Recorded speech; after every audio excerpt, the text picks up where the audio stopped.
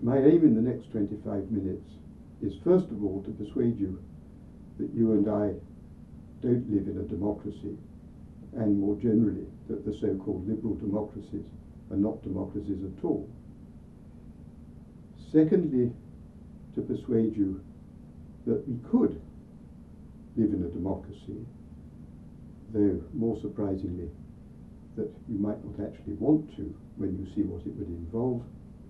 And lastly, to say a little about what kind of a system we actually do live in and how it might be made to work better than it does by its own standards. What democracy literally means is the rule of the many. What democracy was committed to when it was created in its true form by the Athenians in the late 6th century BC was political equality.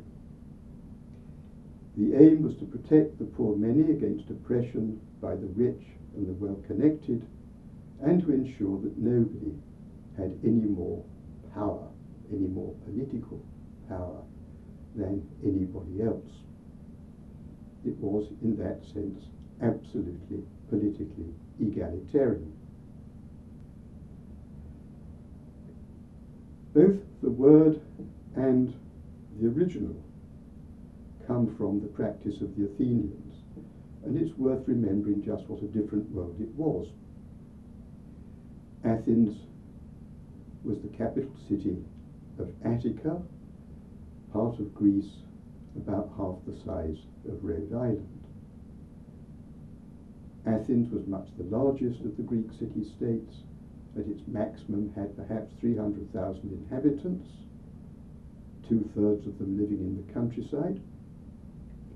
And of that number, only about 30,000, generally speaking, were citizens, though in the most prosperous days of the city and in its most expansive extension of citizenship, the number may have reached 60,000. Slaves, foreigners, women were all excluded from political life, and the equality they aimed at was very narrowly political. We, in contrast, live in a country of 300 million. We are governed by professional politicians.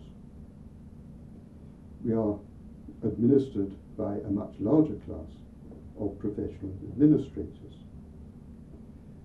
The Athenians chose the council of their ecclesia by lot. Almost every Athenian citizen could have anticipated being the chairman of their ruling council once or perhaps twice in a lifetime.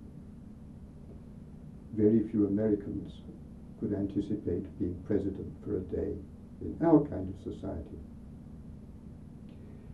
Athenian democracy was democratic, but it was not liberal. There was no separation of church and state. There was no respect for private life. It was not liberal in the matter of slavery, and it was not liberal in regarding women as the equals of men. It was a rather narrow citizen body, and it was male, native-born, free, and often slave-owning. Democratic, but not liberal. We, in contrast, are liberal, but not in that sense democratic. Could we have democracy in the modern United States? Many people think the answer has to be no, because the image they have is that of Athenian citizens pouring into the agora, and anything up to 7,000 or 8,000 of them taking a decision for war or peace, taking a decision to expel somebody they didn't like from the city. Obviously, we couldn't do that. But think back to that famous remark of William Buckley when he said he'd rather be governed by the first 300 names pulled at random out of the Boston phone book than by the faculty of Harvard. He may have meant that as a jibe at Harvard. I think you should take seriously the thought that a random 300 persons plucked from all over the United States would be a great improvement on Congress as presently constituted. Many people, when you suggest to them that choosing your legislators at random by lottery would be a good idea, throw up their hands in horror. Nonetheless, they don't mind the fact we select juries at random. They don't mind the fact that a person on trial for their life is absolutely vulnerable to the good sense, patience, attentiveness of a dozen people picked out of the Boston phone book. If we are happy to risk our lives at the hands of juries selected by a random process, why should we not be happy to risk our fates at the hands of legislators chosen at random? What would be the advantage? There are several. The first is it would be a great deal cheaper than the current system. There would be none of the fundraising, none of the constantly going round with a begging bowl to rich people, to companies, and to those who can fund your next campaign. You would simply be fingered for the job of legislator and parked in the appropriate place to get on with it. Bribery before the event would therefore be impossible. It would, of course, not be representative in the modern sense. That is, nobody would vote for these people. It would be representative in the literal sense. This would be a cross-section of the entire American public. It would not have the odd biases, both of class, background, and occupation, that Congress as currently constituted has. Could it do the job? Well, I think it could. It could do the job so long as various things happened.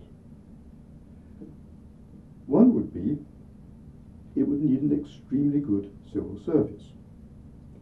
Just as a jury depends on the honesty, good faith, and reliability of counsel in a criminal case or in a civil case, has to rely on being told what the evidence is, what the facts are, how the case is likely to come out, rely on being instructed by a judge as to what the law is, and so on and so forth. So if you had a legislature of this kind, it also would have to act as a jury. This, I think, begins to raise the first anxiety about whether you would really want this kind of system. If the present Congress is, as the old joke has it, the best legislature that money can buy, and money has bought it,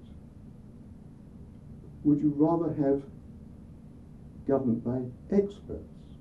Because that would presumably be the danger, that if you had a really efficient, competent civil servant,